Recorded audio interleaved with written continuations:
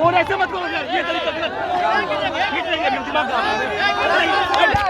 Sir, Dilip Jaiswal ने आपके ऊपर आरोप लगाया कि आप फर्जी अकाउंट बना के बीजेपी को बदनाम करते हैं। दिलीप जायसवाल ने आरोप लगाया है कि आप सोशल मीडिया पे फर्जी अकाउंट बनाकर बीजेपी को बदनाम कर रहे हैं। दिलीप नीचे भैया ऐसा है कि इसीलिए आदमी को, जिसको कहते हैं ना नीम हकीम खतरे जान, दिलीप जायसवाल को अपने जीवन में सोशल मीडिया का कुछ आइडिया है नहीं। इनके पिताजी को सोशल मीडिया हम लोगों ने सिखाया है। जिस अकाउंट की वो बात कर रहा है, सब लोग ध्यान से सुन लीजिए, जिस अकाउंट का बात दिलीप जायसवाल कर रहे हैं वो भाजपा के 2 लोग आज से नहीं 2016 से चला रहे हैं। और उस आदमी को ये भी नहीं समझ है कि ये भाजपा का कोई पेज नहीं है, ये फेसबुक ग्रुप है जिस पर कोई भी जाकर कुछ भी लिख सकता है। 2016 से ये 2 लड़के भाजपा के ये ग्रुप चला रहे हैं। उस पर आरजेडी के लोग भी पोस्ट करते हैं, उस पर जनसुराज के भी लोग पोस्ट कर रहे हैं, भाजपा के लोग भी पोस्ट कर रहे हैं। उनको जो केस किए हैं तो उनको कहिए कि तुम्हारा तो सरकार है ना, तुम जाओ और डीजीपी के साथ जाओ, और उसमें अगर एक भी चीज़ गलत निकल जाएगा तो प्रशांत किशोर राजनीति से संन्यास ले लेगा। लेकिन अगर नहीं निकला तो इसको हाथ जोड़कर दिलीप जायसवाल को पूरे बिहार के युवाओं से माफ़ी मांगना चाहिए। इस आदमी को कोई समझ नहीं है। इस आदमी को एक ही चीज़ का समझ है कि कॉलेज कैसे कब्जा किया जाता है। दिलीप जायसवाल का हिस्ट्री आपको बता देते हैं। दिलीप जायसवाल का हिस्ट्री ज़रा सुन लीजिए।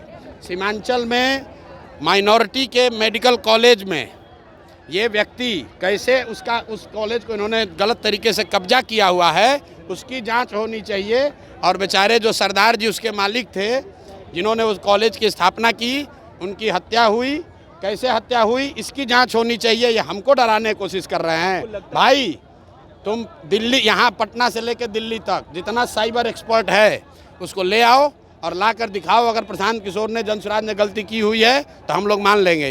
ये इसको कुछ आइडिया है नहीं, किसी ने बता दिया कि अरे भैया ये भाजपा के ग्रुप में जनसुराज का मैसेज है। तुम भाजपा के ग्रुप में जनसुराज का आदमी नहीं लिखेगा। आप किसी के भी पेज पर जाकर कुछ भी कमेंट कर सकते हैं, उसमें क्या है। आपको लगता है सर चुनाव से पहले आपको बदनाम करने की? अरे भैया बदनाम क्या होगा इसमें? बदनाम हमको क्या करेगा भाई? सब लोग समझ रहा है सरकार किसकी है, भाजपा की है। तो अगर कोई फेसबुक पेज गलत चल रहा है तो तुम पकड़ लो। दिल्ली में सरकार तुम्हारी है, पटना में सुनिए ना। अरे भाई सरकार किसका है? बिहार और दिल्ली में सरकार किसका है? फेसबुक पेज पर अगर कुछ गलती है तो तुम पकड़ो, अगर है हिम्मत तो। पत्रकार वार्ता काहे कर रहे हो? और साथ में ये भी कह रहे हैं कि जिस कॉलेज को कब्जा करके बैठे हुए हो उसका भी जांच करा लो, अपनी ही सरकार से करा लो कि उस कॉलेज का मालिक कैसे बने हो। अशोक चौधरी ने कहा है कि आपके ऊपर ज्यादा बात नहीं करेंगे, आपको ज्यादा बराबर नहीं बनाएंगे, ज्यादा बात नहीं। ठीक बात है। अशोक चौधरी के लिए कल मैंने कहा कि हम लोग जानते हैं कि नेता दल बदलते हैं, लेकिन अशोक चौधरी बिहार के सर्वदलीय नेता हैं। इनके बाबूजी कांग्रेस में, ये खुद जदयू में, बेटी लोजपा में और दामाद आरएसएस भाजपा में।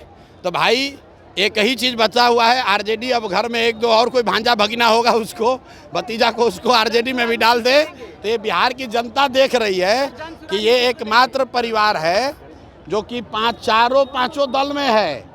कोई भी किसी दल को वोट दीजिएगा, अशोक चौधरी जी को उसमें लाभ ही लाभ है।